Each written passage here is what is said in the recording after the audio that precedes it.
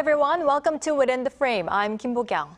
South Korea's version of NASA, the Korea Aerospace Administration, is expected to be launched this May.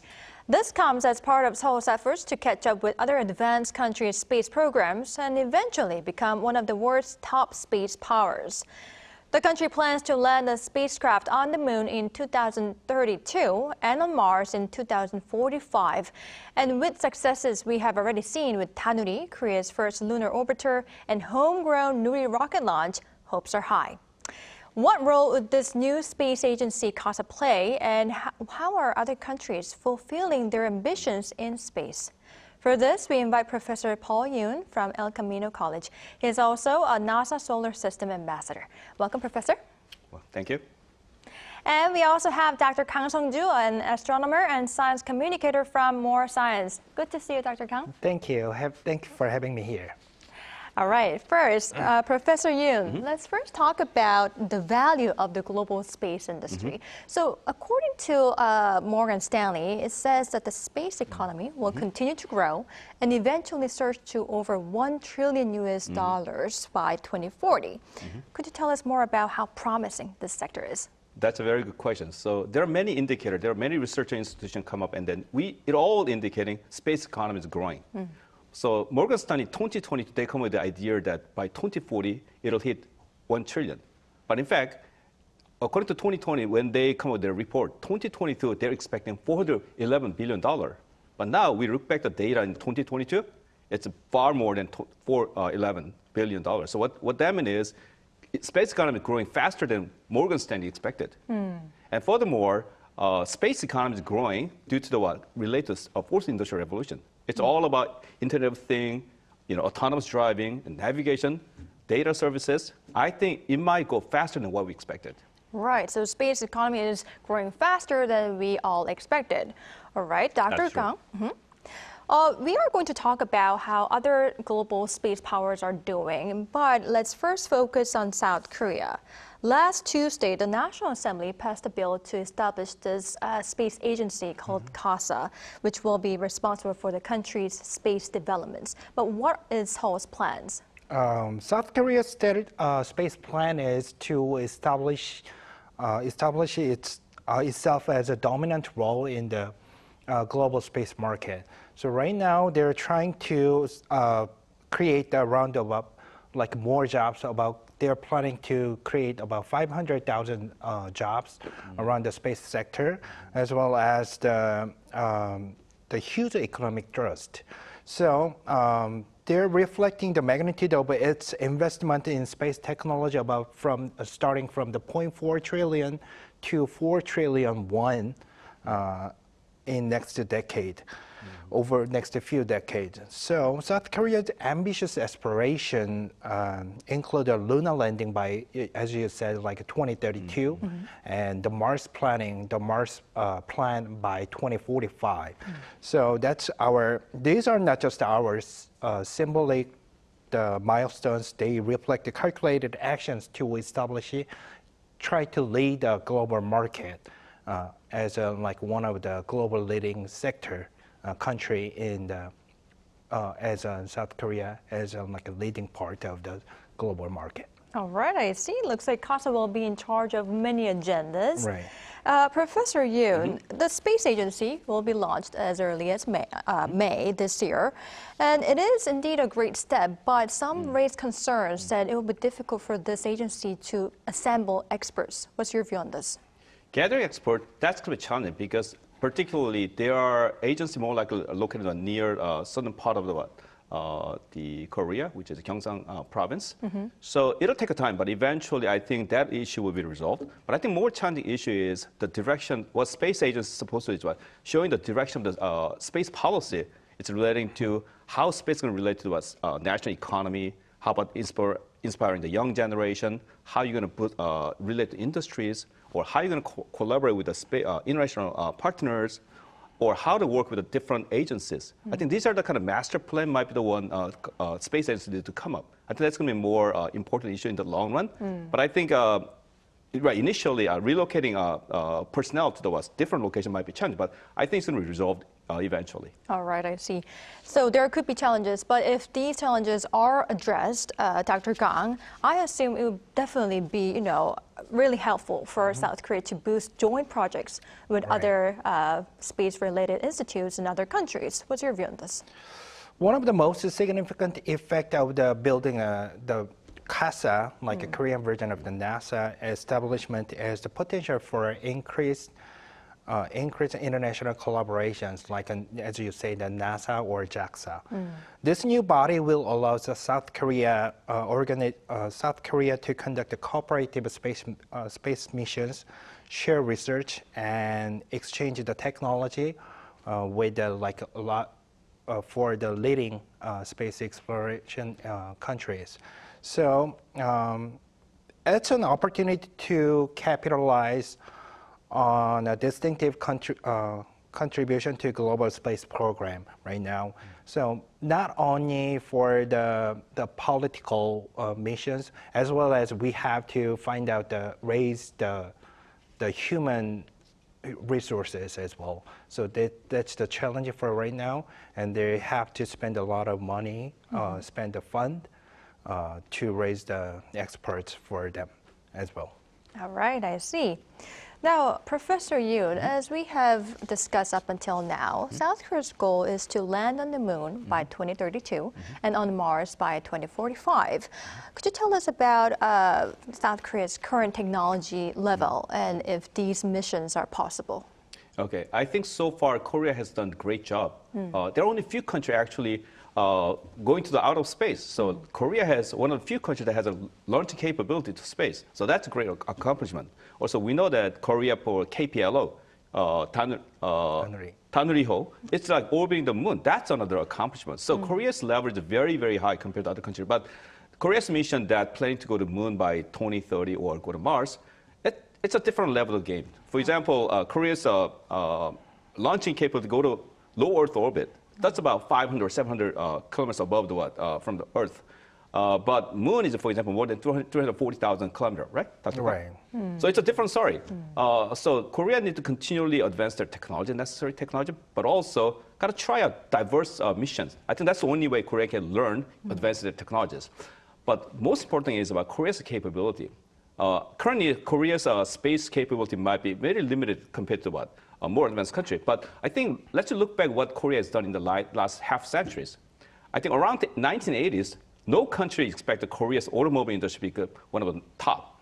How about the semiconductor when they started in the 1980s? Now, Korea is sharing more than 19% of the global share of the semiconductor. How about 2024 space sector? What do you think is going to happen next 30 years? So just don't underestimate Korea's capability. Also, we know that there's a K-pop, K-food. You know what's happening nowadays. So let's see what Korea can do. All right. It's going to be really challenging, but we do believe that it's going to have its capability. I think so. Yes, I believe. All right. Now, moving on to other countries' space projects as well. Dr. Kang, let's first talk about US's. Astrobotic technology developed this lunar lander Peregrine, but after its launch, it abandoned this moon landing attempt because of this fuel leak. Well, what was this exactly about? This incident highlights the inherent challenges of the space mission. Particularly, lunar exploration is very hard because outside of this, sending a spacecraft or sending something to other space body is really challenging. So the Peregrine lander would represent the key step in the United States lunar objective, had a critical issue with a fuel leak, as you just mentioned, resulting in propellant loss, which is very critical because you mean that's the out of gas. The car is out of gas. It cannot go anywhere because you need those gases for inserting the lunar orbits, or to steer the trajectory and everything. So that's pretty vital incident for lunar landing. So the fuel leak in Peregrine mission demonstrates the complexity of the space travel, where precision is very essential, because this small leak can cause like a big, huge failure for inserting the moon orbiting. So right now, so the fuel leaking has a big problem, and they cannot repair on the in situ over there. So they try to decide to abandon that Peregrine moon lander with a fuel leak. But the launcher itself has not any problem. The moon lander itself has a fuel leak, so that's different cases. So the launcher itself was working well, but the moon lander has a fuel leak, has a problem. All right, I see. Thank you for your explanation. Professor Yoon, so after this Peregrine failure, NASA postponed its Artemis missions by nearly a year. But what were these missions about in the first place, and what are the challenges they're facing right now? Yes, right. So 1969, we saw the Apollo 11 land on the moon. But the following mission, one of them was Apollo 13. I think, Morgan, did you have a chance to watch the Apollo 13 missions? Not really. Yeah. So I don't even the remember. reason is we couldn't make the landing on the moon, but we safely bring the astronaut back home. So we know that unless we're 100% sure, we're not going to send a human to the moon. So that was the reason for why we postponed. So Artemis 2, which is going back to the moon by the late of this year, but we postponed no earlier than September 2025. So it's going to postpone it. So following human landing missions, Artemis 2 will be just going around the moon. That's similar to a 1968 Apollo 8 missions. Right. But Artemis 3, that we're planning to landing humans to the moon, that's similar to Apollo missions, 1969. But we found out there are three major issues NASA found out. First issue was Artemis 1, we actually go around the moon and come back. We put the mannequin rather than humans. We found out erosion on the heat shield, which is when people the spacecraft coming back to the Earth, there's a strong the air friction that causes a lot of heat. So heat shield, we found out erosion. That's why it was very important testing out the system before we send the actual humans. So we need the time to fix it. But second issue was we find out error in electric circuit for life support system.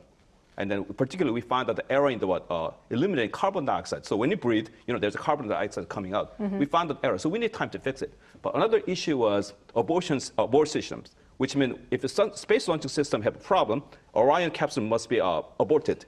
So the system works, but there's a similar issue for fuel issue. Is there enough fuel for landing the Orion safely if something goes wrong? We found the error. So NASA decided we need time to fix all this without rushing. Furthermore, our commercial partner, SpaceX, they're developing Starship, which we're going to use for landing on the, busting the astronaut to the surface of the moon. Also, Exxon Space, which is a part of the Boreal, I think, that's the drug companies, right? They're working on it. They're developing a spacesuit. They need more time to work it out. So at the industry, they say we need more time. So NASA realized there's technical issues. So why don't we take more time for safety? That's why these two missions got postponed another year. All right, I see your point.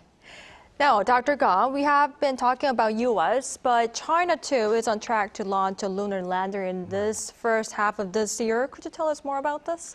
In the ongoing lunar exploration race, we see a compelling struggle between the China and the United States, like major space powers these days. Those two, most notably, like China is very aggressively invest, and they're doing a lot of investment over there. So China's lunar program is making a great progress these days, with their Lunar Explorer already at the launch site, preparing for a mission scheduled for the first half of this year. So their achievement, including the Chang'e 3 and Chang'e 4 missions, have already established multiple firsts in lunar explorations and demonstrating the efficiency of their government-backed program. So government is very supporting for space program right now. The difference approaches like China and United States are very different. The China is leading by the government supported, and right now the U.S. is leading government as well as the private sectors. So which reflects the different strategies between China and U.S. Because while China appears to be making very steady progress to step by step to achieve their goal, but right now, United States are two tracks. Like they're leading the government, like an Artemis is leading by government, but the private sectors, they're trying to reduce the cost efficiency. They're focusing on reduce the launching cost right now. So they are in two tracks, but China with the government support is huge amount of the money are spending right now. So that's a big track, and China, back in the 1960s until like early 2000, Russia and U.S. was the two leading countries for the space sectors. But right now, the China is definitely one of the sector, and the U.S. is a leading part. So China is very, very aggressively spending the monies and then investing, and they're doing what exactly U.S. done back in 1960s, 70s in less than past 10 years or so. So they are trying to catch up the U.S. right now. All right. Well, we'll have to wait and see how the space race between the U.S. and China goes in the future. All right. Well, Professor Yoon, we have been talking about U.S. and China, but other countries have also had their space-related achievements as well. For example, India, it made a historic moon landing last year, and Japan, too, also came up with a moon sniper lander. Could you tell us more about the space missions by other countries? You're right. I think we could go back to history. Let's talk about history briefly. We know that Soviet Union, former Russia, this is the country that successfully landing and then putting the rover in the Sampuri the first time, robotic mission. And then United States NASA, first human mission to the moon. And then I think it was so quiet until, as what Dr. Kang says, until 2019. China landed first time on the far side of the moon. And that was the first time. So they start to really inspiring this moon mission. And after the following, NASA decided to go back to Artemis human mission, taking our human mission back to the moon.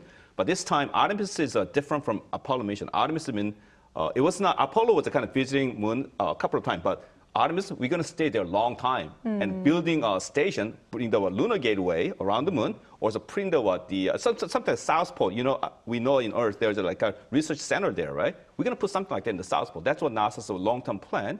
And then following August, as you mentioned, Bogen, you mentioned, last August, Russia, to recover glory, past glory, they tried to land on it, but they failed. But a few days later, India land on the South Pole, first time again. They put the rover, they put the orbiter, orbit insertion was successful, they put the lander, and they put the rover. So India growing another driving power in the space exploration, and they're planning to doing research on the moon. They want to go far beyond from there. And now Japan, fifth country, now it's orbiting now. Next few days, Japan's going to try to land on the moon again. But now Sniperman, you know that Sniperman, accurate shooter, right? They try to land very accurately. So I think of this what the space what the leaders are going to the moon. And I think it's going to more countries will coming up, and one of the other key competitor is South Korea. All right, I see. Very interesting. Now, Dr. Go, before I wrap up this show, I'd like to ask you this last question. South Korea is, in order for South Korea to, catch up these global space powers, what more should be done in your opinion?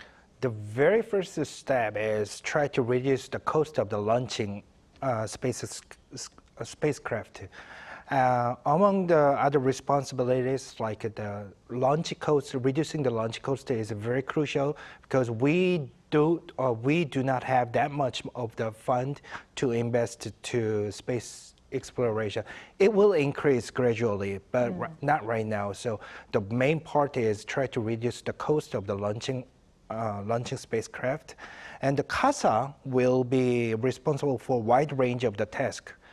So including like devising and coordinating aerospace policies right now. So securing critical space technology, developing and exploiting space resources, those are very important part of the KASA has to do right now.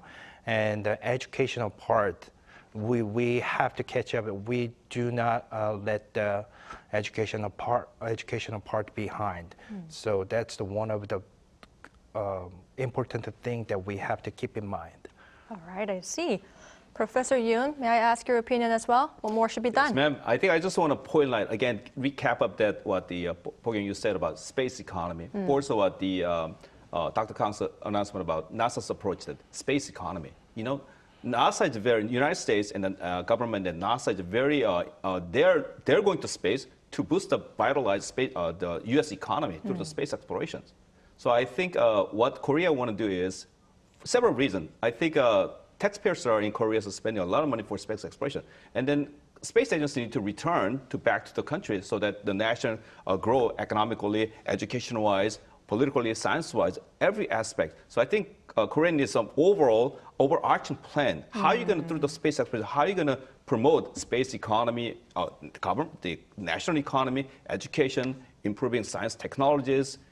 I think all of this kind of plan might be a first step before you are actually focusing on only one sector area. I think that's what Korea need to come up with a global and long-term plan in space explorations. All right, needs overarching plan. Yes, ma'am. All right, Professor Yoon. Well, unfortunately, this is all the time we have for today's edition.